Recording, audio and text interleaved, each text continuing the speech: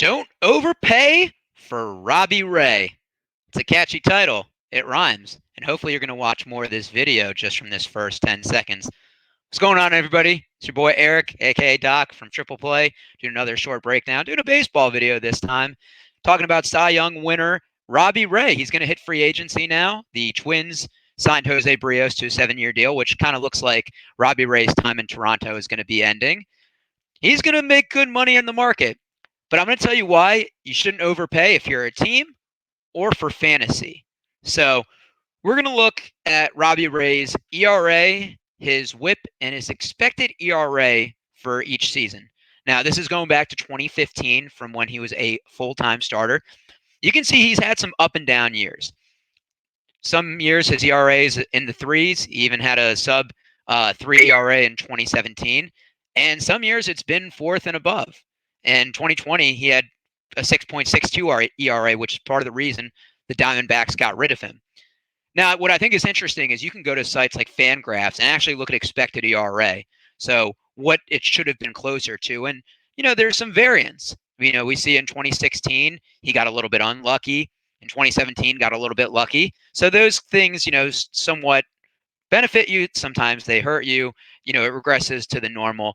And his WHIP, this is something where it's been mostly consistent.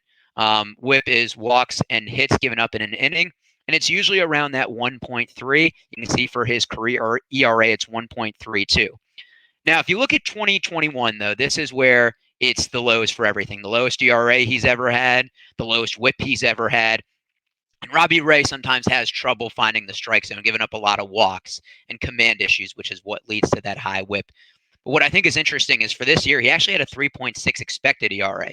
So he got luckier in a sense than he actually was. Is he going to keep this up next year, or is he going to kind of fluctuate? Well, what I think is interesting, we're going to look at Robbie Ray's worst year last year and this year and kind of see the difference on there via his pitch mix. So in 2020, you can see that he threw the fastball about 50% of the time at about 93.9 an average fastball velocity. His slider, he threw 29.4% of the time at an 86.6 mile per hour. Curve was 16.9 at 83.6. Doesn't really throw his fourth and fifth pitch, the sinker and changeup, that often. What I think is really interesting this year is he started throwing his fastball at about 60%. And it had a little bit more velocity, about an increased mile per hour to 94.8. And part of it is, staying healthy. He's coming off an oblique strain. He threw his slider more as well, and that was an increased miles per hour as well, topping out close to 89. He threw his curve much less, but what I think is interesting is the speed of that went down. I'm not going to really look at the fourth or fifth pitches. He threw 5 sinkers this year, but I think part of the reason it was really effective is the speed variance. Because when you look at 2020, there's about 7 mile per hour difference between his fastball and slider, and 10 between his fastball curve, and 3 between the slider and curve. There's way more variance this past season. There's 6 miles per hour 7 miles per hour between the fastball and slider, 6 between the slider and the curve, and 12 between the curve and the fastball. So, in hitting, it's literally split second. And the fact that if you can add speed or decrease it, that's going to throw hitters off even more. So very encouraging signs from Robbie Ray this year. But before you sign him to a long-term extension, pitcher contracts usually don't work. And I say usually, there's a couple that have. Justin Verlander and Max Scherzer, I think, have definitely outlived their contract. But Robbie Ray is going to turn 30, or Robbie Ray is 30 right now. So I looked at some of the contracts that pitchers have gotten for multi-year deals that have been in that range. We look at David Price, who signed a 7-year, $217 million when he was 30. That didn't really work out for the Red Sox. Steven Strasburg, a couple of years ago after the World Series win, signed a 7-year, $245 million extension at 31 years old, and that already isn't working out the first 2 years in the contract. Chris Sale, a 5-year, $145 million extension with the Red Sox when he was 30. Hasn't panned out as well. Patrick Corbin, another national signing, 6-year, $140 million when he was 29. That's not looking good also. And CC Sabathia, who signed a 7-year, $161 million extension when he was 28 with the Yankees in 2008. Now, the first couple of years, he did work very well, but for the last 5 years of the contract, it was essentially dead money. And sometimes pitchers do have really good years. And kind of what this makes me think of is R.A. Dickey. R.A. Dickey, journeyman for most of his career, maybe a slightly above average pitcher. In 2012, has a 20-6 season with the Mets, wins a Cy Young, and that's the highlight of his career. And kind of similar to Robbie Ray in a sense, where this is his first time winning the Cy Young.